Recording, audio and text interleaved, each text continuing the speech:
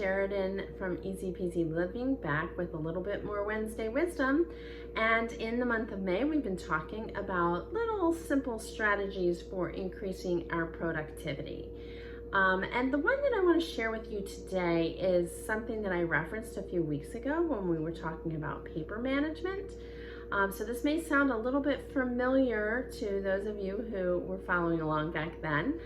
But in case you missed it, I always recommend to all of my clients that they keep an action folder for their incoming papers that require them to do really anything other than file it away.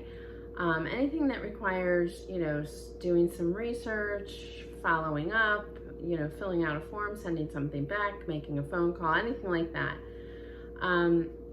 You would put it in your action folder. And the important tip here is that at the time that you put it in your action folder, well, first of all, you should, if you can do it right then and there, if it's like a 2-minute task, you should go ahead and do it.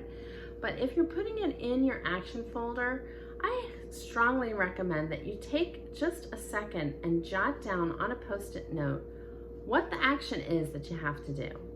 And the reason that I say that, this is how it fits in with our increasing productivity, is that you just don't have to spend the time to look at the paper and figure that out. And even though that may just be saving a few seconds, sometimes when we only have a minute or two to work on something, that can make a big difference.